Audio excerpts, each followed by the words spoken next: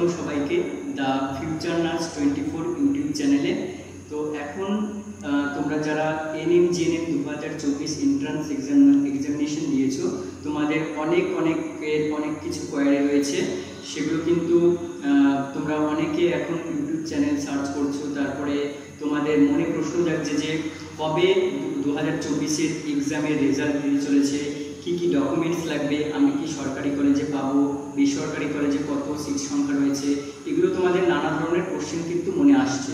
এবারে তোমরা যদি জানতে চাও যে সিট ম্যাট্রিক্স কত বা ডকুমেন্টস কী কী লাগবে, বা এনএম জিএনএম এ সরকারিতে কত সিট সংখ্যা রয়েছে, ছেলেদের সিট সংখ্যা রয়েছে কত, এগুলো কিন্তু আমি আগের ভিডিওতে করেছি। তোমরা যদি দেখে না থাকো আমার চ্যানেলের প্লেলিস্টে গিয়ে দেখবে, বা আমি ডেসক্রিপশনে লিঙ্কস দিয়ে দেবো, সেগুলো তোমরা ফলো করবে। এবারে আমি এই ভিডিও শুরু করার আগে আমি বলে রাখি যে আমার নাম শুভ হালদার, আমি জিএনএম এখন বর্তমানে 3rd ইয়ার ইন্টার্নশিপে Ashoknagar nursing training school state general হসপিটালে পড়ছি, এবং আমি 2021-এ জয়েন্ট এন্ট্রান্স এক্সামিনেশন দিয়ে পাস আউট হয়ে মানে কাউন্সিলিং করে তারপরে কিন্তু এখানে ভর্তি হয়েছি। এবার আমি তোমাদেরকে আজকে যে ভিডিওটা নিয়ে বলবো সেটা হচ্ছে তোমরা অ্যাডমিশন হতে গেলে বা কাউন্সিলিং করতে গেলে কি কি ডকুমেন্টস তোমাদের লাগবে, বা 2024-এ নতুন কি কি ডকুমেন্টস অ্যাড হয়েছে সে সমস্ত বিবরণ আমি তোমাদেরকে দিতে চলেছি। তো তোমরা স্কিপ না করে সবাই ভিডিওটি দেখতে থাকো, এবং কেউ যদি চ্যানেলে নতুন ভিজিট করে থাকো বা নতুন আজকে থেকে দেখে থাকো, তাহলে অবশ্যই চ্যানেলটি সাবস্ক্রাইব করে দিও এবং লাইক কমেন্ট শেয়ার করে দিও। তো চলো আজকে আমি তোমাদের সঙ্গে শেয়ার করতে চলেছি আমার ভর্তি হওয়ার সময় কি কি ডকুমেন্টস লেগেছিল, সেগুলো আমি বিস্তারিতভাবে বলবো, এবং তার সাথে পাশাপাশি বলবো এই যে ওবিসি ক্যাটাগরির যে এখন একটা স্পেশাল জিনিস লাগছে, এবং তার সাথে ইডাব্লিউএস এর যে নতুন একটা আপডেট এসছে, এইগুলো সম্বন্ধে বলবো, এবং তার সাথে কি কি ডকুমেন্টস রেডি রাখবে, এখনই কি ডকুমেন্টসগুলো করতে হবে, এগুলো নিয়ে বিস্তারিতভাবে আলোচনা করব। এবার আমি যখন ভর্তি হতে এসেছিলাম তখন কিন্তু আমার সমস্ত অরিজিনাল ডকুমেন্টসগুলো নিয়ে এসেছি, তার সাথে পাশাপাশি সেগুলোর জেরক্স কপিও এনেছিলাম, এবং কোন প্রোফর্মা অর্থাৎ ডোমিসাইল সার্টিফিকেট হচ্ছে তোমরা কোথা থেকে বার করবে, কার সাইন লাগবে, মেডিকেল ফিট সার্টিফিকেট কি সবগুলো রিপোর্ট করতে হবে কিনা, এইগুলো সম্বন্ধে বিস্তারিত বলবো। এবং তোমরা যদি চাও আমার এই 3 বছরের এক্সপিরিয়েন্স কি কি হয়েছে জিএনএম এ, মানে কি কি ট্রেনিং করেছি, তারপর হচ্ছে পড়াশোনার বিস্তারিত, তারপর হচ্ছে fee structure, college administration structure, এগুলো নিয়ে যদি তোমরা ভিডিও পেতে চাও অবশ্যই আমাকে জানাবে, আমি একটা ভিডিও দিয়ে দেবো। এবং যদি তোমরা রেজাল্টের আপডেট অর্থাৎ রেজাল্ট কবে বেরোতে চলেছে সেটা জানতে চাও, তাহলেও অবশ্যই কমেন্ট করো, সেটা আমি তোমাদেরকে করে দেবো। তো চলো তোমরা দেখে নাও যে তোমরা এই মুহূর্তে যা যা ডকুমেন্টস রেডি করবে। অর্থাৎ আমি আরও একবার ভালো করে বলে দিচ্ছি যে তোমরা ভাবছো যে আমাদের কাউন্সিলিং করার জন্য বিভিন্ন ধরনের ডকুমেন্টস লাগবে। কাউন্সিলিং করতে কিন্তু কোনো ডকুমেন্টস লাগে না। কাউন্সিলিং করতে তোমরা ঠিকভাবে সিট বা কলেজ সেগুলো তোমরা প্রপার ওয়েতে চুজ করবে, এটাই তোমাদের কাউন্সিলিংয়ের মেন কাজ, ঠিক আছে?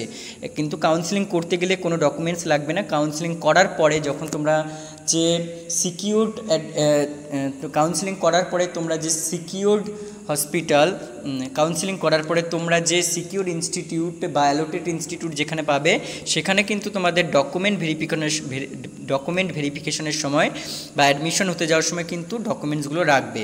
তো সেগুলো তো তোমাদের কোন ডকুমেন্টস লাগবে বা কি হাতের কাছে সবসময় রেডি করে রাখতে হবে সেটা দেখো। এখন এই মুহূর্তে তোমাদের যা দরকার সেটা হলো number 1 domicile certificate original ready করে রাখতে হবে, যেটা প্রোফর্মা A1 বা A2 অনুযায়ী করে রাখতে হবে তোমাদের। কোন করবে, কারা A2 করবে, সেগুলো আমি তোমাদেরকে একটু পরেই বলে দিচ্ছি কিভাবে রেডি করবে সেগুলো।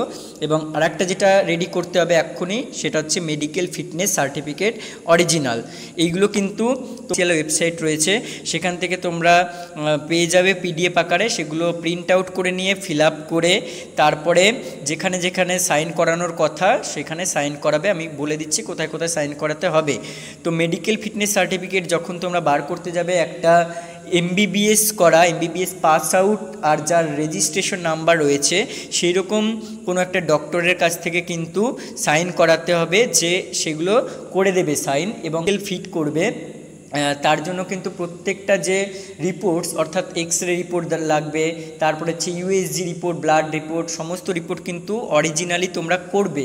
কেউ কিন্তু ডক্টরকে গিয়ে বলবে না যে এইগুলো তুমি ঠিকঠাক মতো একটা বসিয়ে দাও। তোমরা যা রিপোর্ট পাবে সেগুলো কিন্তু ডক্টরকে লিখতে বলবে। আর ডোমিসাইল সার্টিফিকেট নিয়ে আমি বলে দিচ্ছি কি কি করতে হবে। এবার দেখো কোন কোন ডকুমেন্টস যেটা required for counselling or after counselling in admission time for ANM GNM. তাহলে অ্যাডমিশন টাইমে কী কী লাগবে? ডোমিসাইল সার্টিফিকেট লাগবে, যেটা একটু আগেই বললাম প্রোফর্মা A1 বা A2 অনুযায়ী। মেডিকেল ফিটনেস সার্টিফিকেট লাগবে original. Rank card of ANM GNM, অর্থাৎ পরীক্ষার রেজাল্ট বেরোচ্ছে যেটা, তোমরা এএনএম জিএনএম এক কথায় যে রেজাল্টটা পাবে সেটা। তারপর হচ্ছে caste certificate original caste certificate লাগবে, এবং তার সাথে তোমরা জেরক্সও করে নেবে, 2-3 কপি জেরক্স করে নেবে। এবার SC STদের কোনো ঝামেলা নেই, তোমাদের যে কাস্ট সার্টিফিকেট রয়েছে সেটাই কিন্তু তোমরা শো করাবে। এবং ওবিসির এখন কিন্তু যে একটা রুলস বেরিয়েছে OBC NCL যেটা, সেটা কিন্তু দরকার। এবং EWS কারেন্ট আপডেট 2024-25-এর যে EWS, অর্থাৎ অনেক আগেকার ভার্সন থাকলে কিন্তু হবে না। তারপর লাগবে প্রভিশনাল সিট অ্যালটমেন্ট লেটার, অর্থাৎ এগুলো তোমাদের এখন হেডেক নেওয়ার দরকার নেই।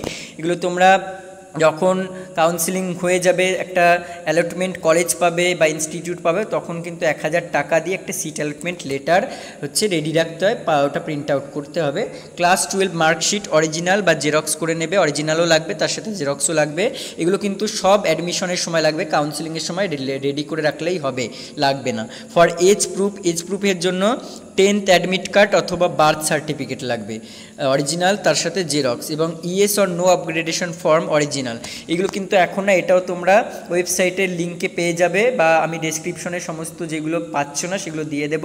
এবার এইটা তুমি কি করে বুঝবে? এটা কিন্তু এখন দরকার নেই, এটা যখন অ্যাডমিশন হতে যাবে নিয়ে যাবে। ইয়েস আপগ্রেডেশন মানে ধরো তুমি 3-4টে কলেজ সিলেক্ট করেছো, এবার তার মধ্যে তুমি তোমার 2 নম্বরের কলেজটা পেয়েছো, কিন্তু তোমার ইচ্ছা আছে 1 নম্বর কলেজে যাওয়ার, তখন তোমাকে ইয়েস আপগ্রেডেশন দিতে হবে। এবং যদি না যাওয়ার ইচ্ছা থাকে তাহলে নো আপগ্রেডেশন ফর্ম দেবে। এরপর আন্ডারটেকিং প্রোফর্মা অ্যানেক্সিওর, এটা আমি তোমাদেরকে একটু পরে বলে দিচ্ছি। তাহলে এইগুলো কিন্তু তোমাদেরকে দরকার, যেগুলো কাউন্সিলিং এর পরে অ্যাডমিশন এর সময় লাগবে। দেখো তাহলে যে ডোমিসাইল সার্টিফিকেট সেটা তোমরা কোথা থেকে বানাবে, কার সাইন লাগবে, কোন ফটো সাইজ লাগবে, সেগুলো কিন্তু এবারে দেখে নাও। তাহলে প্রোফর্মা A1 একটা আছে এবং প্রোফর্মা A2 আছে। প্রোফর্মা A1 কারা করবে? ধরো প্রোফর্মা A1 কিন্তু সবাই করতে পারো। প্রোফর্মা A2 আমি বলবো যে যারা ধরো রিসেন্ট 2023-এ এইচএস পাস করে তারপরে জিএনএম দিয়েছো, বা 2024-এ এইচএস পাস করে দিয়ে জিএনএম দিচ্ছ, তারা A2 করলে ভালো হয়। কারণ তারা কিন্তু একটা ইনস্টিটিউট অর্থাৎ একটা স্কুল থেকে পাস আউট হয়ে তারপরে জিএনএম দিচ্ছ, তো তাদের ক্ষেত্রে A2 করলে কি তারা সেই হেডমাস্টার বা হেড মিস্ট্রেসকে দিয়ে সাইন করাতে পারবে। না হলে কিন্তু এটাই ম্যান্ডেটরি নয় যে A2 করাতে হবে বা A1 না করালে হবে না, এরকম নয়। A1ও করাতে পারো, A1 কিন্তু সবাই করাতে পারবে। এবার A1-এর ক্রাইটেরিয়া দেখো, রেসিডেন্সিয়াল আর domicile certificate for candidates residing in the state of West Bengal continuously for at least last 10 years as on 31/12/2023। তাহলে 31/12/2023 পর্যন্ত তোমরা ওয়েস্ট বেঙ্গলের রেসিডেন্স অ্যাটলিস্ট 10 বছর হতে হবে। এবার দেখো এটা কিভাবে, এটা এরকম প্রিন্ট আউট করো, তোমরা এখানে নাম লিখবে, তারপরে সন অর ডটার অফ বাবার নাম লিখবে, তারপর হচ্ছে কোন ভিলেজ লিখবে, তারপর হচ্ছে স্ট্রিট লিখবে, পোস্ট অফিস লিখবে, পুলিশ স্টেশন লিখবে, ডিস্ট্রিক্ট লিখবে, আর আন্ডার অ্যাসেম্বলি কনস্টিটিউয়েন্সি এটা লিখবে। লিখে এখানে দেখো সাইজ, এখানে ফটো সাইজ দেওয়া আছে 4/3 সেন্টিমিটার সাইজের ফটো দিতে হবে। এবং এখানে যে ফটো লাগাবে, ফটো লাগিয়ে এখানে দেখো candidates must sign here in front of the certifying authority, অর্থাৎ প্রোফর্মা A1 কাকে দিয়ে সাইন করাবে সেটা আমি বলে দিচ্ছি। আর এই যে তুমি যে ক্যান্ডিডেট তার সাইন কিন্তু করতে হবে, যাকে দিয়ে সাইন করাবে তার সামনে গিয়ে সাইন করবে, কোনো দিনও কিন্তু আগে সাইন করে নিয়ে যাবে না। এবং এখানে তোমার যে ফটো দেবে সেই ফটোতে কিন্তু যে সাইন করছে মানে যে অথরিটি সাইন করছে সে কিন্তু স্ট্যাম্প দেবে এবং সাইনের উপর সাইন করবে। তুমি কিন্তু তোমার সাইন করবে না ফটোর উপর। আবার বারে বারে বলছি যে অথরিটি আছে সে তোমার ফটোর উপর সাইন করবে এবং স্ট্যাম্প দেবে, কিন্তু তুমি সাইন করবে না। এরপর দেখো এরপরে যে ক্যান্ডিডেট ফটোগ্রাফ দিলে তারপর সিগনেচার অফ সার্টিফাইং অথরিটি, উনি সিগনেচার করবে, ফুল নেম লিখবে ব্লক লেটারে, ডেজিগনেশন অফিসিয়াল সিল দেবে, অফিস অ্যাড্রেস, অফিস ফোন নং দেবে, আর আইডি নং অবশ্যই দিতে হবে, এটা অপশনাল তবু দিলে দেবে। এগুলো কিন্তু তোমার আওতায় না, এগুলো যে অথরিটি আছে সে সাইন করবে। এবার চলো দেখে নিই যে এই যে A1 বা A2 কে সাইন করতে পারবে। তাহলে কারা করতে পারবে? যারা হচ্ছে রিসেন্ট বললাম 2023 বা 2024 এইচএস দিয়ে আসছো, তাদেরও দেখো 10 ইয়ার্স অ্যাটলিস্ট 31/12/2023 পর্যন্ত 10 বছরের রেসিডেন্সিয়াল হতে হবে ওয়েস্ট বেঙ্গলে। এটা তো এক, সেই নাম লিখবে, বাবার নাম লিখবে, 10+2 এক্সামিনেশন কোন ইয়ারে পাস করেছো সেটা লিখবে, তারপর হচ্ছে ভিলেজ দেবে, এখানে স্ট্রিট দেবে, পোস্ট অফিস দেবে, পুলিশ স্টেশন দেবে, ডিস্ট্রিক্ট দেবে, আন্ডার কোন অ্যাসেম্বলি সেগুলো দেবে, দিয়ে এখানে সেই সেম আবার 4/3 সেন্টিমিটার ফটো দেবে। ফটোতে হচ্ছে যেই হেড অফ ইনস্টিটিউশন আছে, মানে তোমরা গত বছর বা এবছর যেখান থেকে এইচএস পাস করেছো তার হেড অফ ইনস্টিটিউশন কিন্তু ফটোর ওপর সাইন করবে, স্ট্যাম্প দেবে। আর এখানে তুমি ওই হেড অফ ইনস্টিটিউশনে যখন সরাসরি চলে যাবে সাইন করতে, তখন কিন্তু সেখানে গিয়ে তার সামনে সাইন করবে, এবং এইগুলো আবার হেড অফ ইনস্টিটিউশন সব ফিল আপ করে দেবে, তোমার কোনো চিন্তা নেই। এবার চলো A1 আর A1 কে তাহলে সাইন করতে পারবে, A2 তো বলে দিলাম, A1 কে সাইন করতে পারবে দেখা যাক। দেখো A1 কারা কারা সাইন করতে পারবে, কোন অথরিটিরা, এখানে স্পষ্ট লেখা আছে A1 অর প্রোফর্মা বি। কারা কারা? District magistrate, additional district magistrate, magistrate, deputy collector, sub divisional officer, block development officer, তারপর হচ্ছে আরও রয়েছে superintendent of police, additional superintendent of police, sub divisional police officer, deputy superintendent of police, তারপর commissioner রয়েছে, additional commissioner, এরকম করে তোমরা দেখে নেবে এই পেজটা, অনেকে কিন্তু রয়েছে। এবার তোমরা যদি আমি বলি যে পঞ্চায়েত এলাকা থেকে হও, তাহলে অবশ্যই ভালো হয় ব্লক ডেভেলপমেন্ট অফিসার বা বিডিও অফিসারকে দিয়ে সাইন করিয়ে নিতে। আর যদি তোমরা মিউনিসিপ্যালিটি থেকে হয় তাহলে এসডিও, সাব ডিভিশনাল অফিসারের থেকে বা ডিস্ট্রিক্ট ম্যাজিস্ট্রেট থেকে সাইন করে নিলে সবচেয়ে ভালো হয়। এবার কে কে সাইন করতে পারবে না, এগুলো কিন্তু অনেকের ভুল হয়, তোমরা জানো না হয়তো। দেখো এখানে স্পষ্ট লেখা আছে, domicile certificate issued by any elected people's representative such as municipal commissioner, councillor of municipal corporation or municipality, member of 3 tier panchayat system or GTA, MLA, MP are not acceptable. অর্থাৎ municipal commissioner, councillor of municipal corporation, MP, MLA, GTA এরা যদি sign করে থাকে তাহলে কিন্তু সেটা granted হবে না। তাহলে এসব ভুল তোমরা একদমই করবে না, এসব থেকে সচেতন থাকবে। আর অথরিটি প্রোফর্মা A2 দেখো এখানে স্পষ্ট লেখা আছে head of institution. Head of institution যে থাকবে, যেখান থেকে তোমরা 10+2 পাস আউট হয়েছো, সেই হেড অফ ইনস্টিটিউশন সাইন করবে প্রোফর্মা A2-তে। দেখো এটা গেল প্রোফর্মা 2, শুধু 2 লেখা থাকবে, এটা হচ্ছে medical fitness certificate for NM GNM course. এখানে ক্যান্ডিডেটসের ফটো দেবে, ফটোতে কিন্তু অ্যাটেস্টেড করা থাকতে হবে বাই দ্য মেডিকেল প্র্যাকটিশনার, অর্থাৎ MBBS ডাক্তার হতে হবে, এবং অবশ্যই তার একটা আইডি নাম্বার থাকবে বা রেজিস্ট্রেশন নাম্বার থাকবে, ঠিক আছে। তাহলে পার্সোনাল ইনফরমেশন এখানে তোমাদের নাম, ক্যান্ডিডেটসের father's name, date of birth, present address এগুলো সব ফিল আপ করবে বা ডক্টরকে দেবে, ফিল আপ করে দেবে। পার্মানেন্ট অ্যাড্রেস, তারপরে history of illness, past and present illness, family history এগুলো দেবে। তারপরে হচ্ছে ফিজিক্যাল এক্সামিনেশনে height, physical build, deformity, posture, gait, condition of skin, teeth, gum এগুলো সব ডক্টর চেক আপ করে লিখে দেবে। হিয়ারিং অ্যাবিলিটি কেমন, মেন্টাল অ্যালার্টনেস আছে কিনা, ব্লাড প্রেশার মেপে দেবে ডক্টর, পালস, রেসপিরেশন এগুলো কাউন্ট করে বসিয়ে দেবে। এবার হচ্ছে এই যে টেস্টগুলো, ঠিক আছে, এই টেস্টগুলো অবশ্যই না করে কিন্তু তোমরা কখনো বসাবে না, এরকম ভুল একদম করবে না। অ্যাডমিশন হতে গেলে কিন্তু ইনস্টিটিউট বা তোমাদের WBNC বা কাউন্সিলে কিন্তু এগুলো শো করাতে হবে, এগুলো ভেরিফিকেশন করবে। তো urine test for albumin and sugar list করবে, সেই ইউরিন টেস্টের রিপোর্ট অনুযায়ী কিন্তু ডক্টর লিখবে, ডক্টর লিখতে চাইবে না উল্টোপাল্টা, তাহলে অবশ্যই সেই টেস্টের রিপোর্টগুলো তোমার সাথে অরিজিনাল রেখে দেবে, সেগুলো অ্যাডমিশনের সময় নিয়ে আসবে। Blood test for TC, DC, ESR, haemoglobin এইগুলো ব্লাড টেস্ট করে যা আসবে, total count, direct count, erythrocyte sedimentation rate, haemoglobin percent কত সেগুলো লিখবে।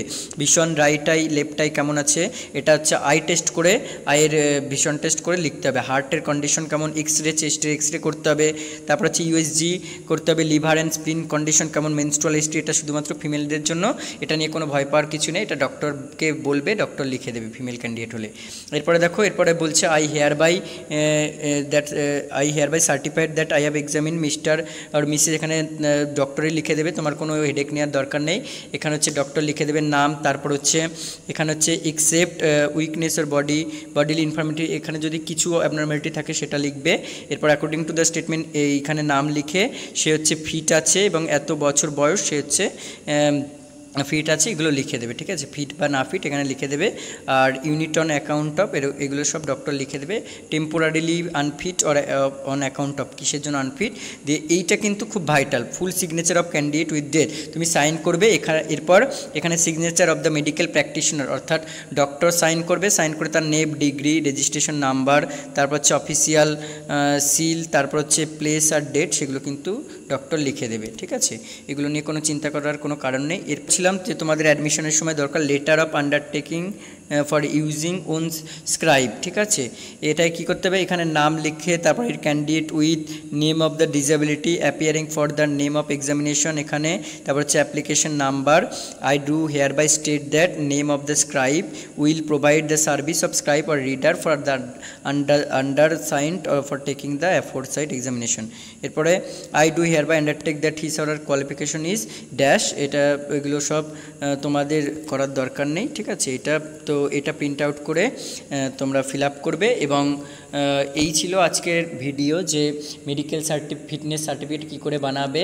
এখনই তোমরা কিন্তু যার একটা সিকিউর স্কোর রয়েছে সে কিন্তু অবশ্যই এইগুলো তৈরি করতে শুরু করে দাও। এবার তোমরা যদি কেউ চাও তাহলে প্রাইভেট থেকে টাকা দিয়ে করাতে পারো সমস্ত রিপোর্টগুলো, নাহলে গভর্নমেন্ট থেকে কিন্তু কয়েকদিন ঘোরাফেরা করতে হবে, তাহলে কিন্তু সমস্ত রিপোর্ট করে নেবে, পেয়ে যাবে। এবং যে প্রোফর্মা অনুযায়ী যে ডমিসাইল বলেছিলাম A1 A2 B কারা করবে সেগুলো কিন্তু তোমরা সেই করেসপন্ডিং অনুযায়ী করবে।